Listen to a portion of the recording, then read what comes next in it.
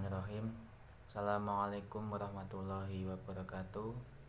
Perkenalkan, nama saya Alvinul Huda, NIM 1021/2003, kelas SMA.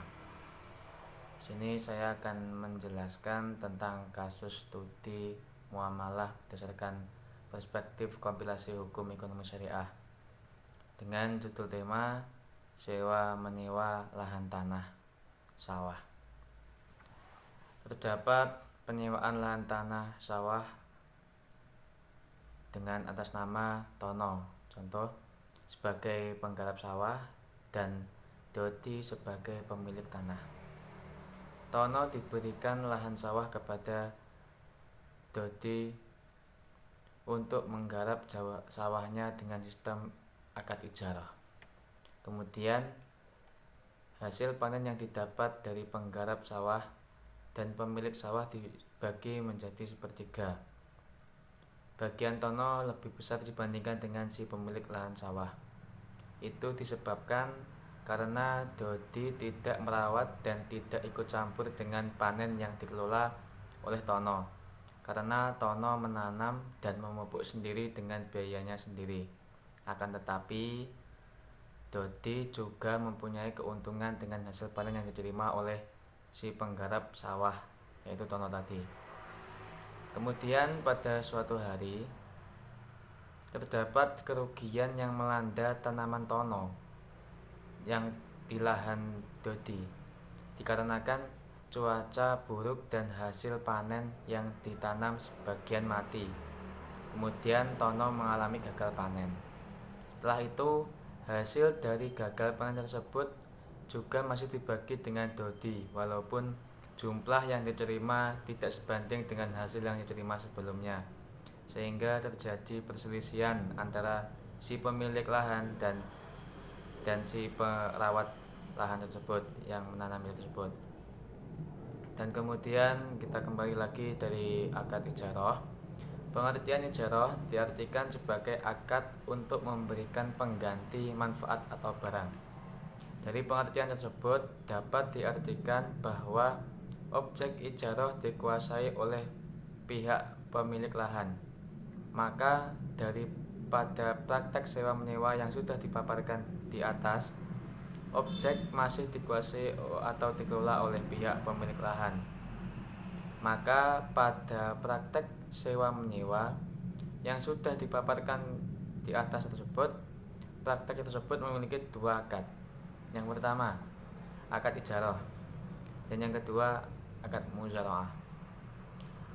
Muzaraah adalah kerjasama pengelola pertanian antara pemilik dan penggarap, di mana pemilik lahan memberikan lahan pertanian kepada pihak penggarap untuk ditanami dan dipelihara dengan imbalan bagian tertentu atau persentase dari hasil panen tersebut.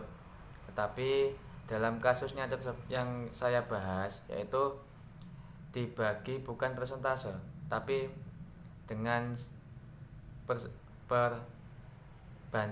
perbandingan 1/3 begitu. Kemudian dalam kompilasi hukum ekonomi syariah, dalam pasal 293 KHES dijelaskan bahwa akad ijarah dapat diubah, diperpanjang, dan dibatalkan berdasarkan kesepakatan kedua belah pihak, bagaimana dan apakah dilanjutkan kembali atau diteruskan kembali, itu terserah dari kedua belah pihak. Dan apabila masing-masing pihak tidak merasa keberatan dengan ketentuan yang dibuat antara pihak lahan dengan penyewa lahan, yakni pengelola lahan tetap mengerjakan lahan yang dikelolanya dengan si pemilik lahan tersebut.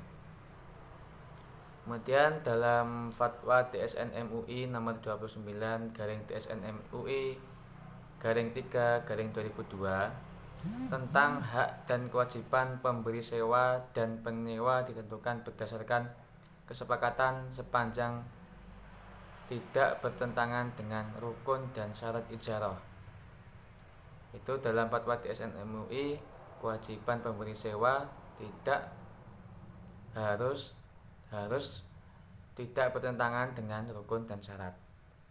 Dalam penjelasan tersebut, kompilasi hukum ekonomi syariah dengan peraturan perundang-undangan dalam fatwa DSN MUI, pelaksanaan perjanjian sewa menyewa lahan tanah sawah tadi yang dilakukan oleh kedua belah pihak tersebut telah sesuai dengan rukun dan syarat sudah termasuk dan sewa menyewa yang dilaksanakan tersebut. Kemudian dalam praktek sewa menyewa terdapat tanaman yang gagal panen maupun panen melimpah. Itu semua tidak mengakibatkan terjadinya masalah, maupun dia panennya banyak atau tidak banyak, itu tidak masalah asalkan dalam kedua belah pihak tersebut memenuhi syarat dan rukunnya dan sewa menyewanya masih tetap berjalan selama kedua pihak merasa rela dan merasa tidak dirugikan oleh satu sama lain. Itu kuncinya itu. Dan selain itu, di antara kedua belah pihak harus mempunyai prinsip tanggung jawab. Tanggung jawab yang seperti apa? Tanggung jawab sendiri merupakan salah satu prinsip penting dalam melakukan kerjasama.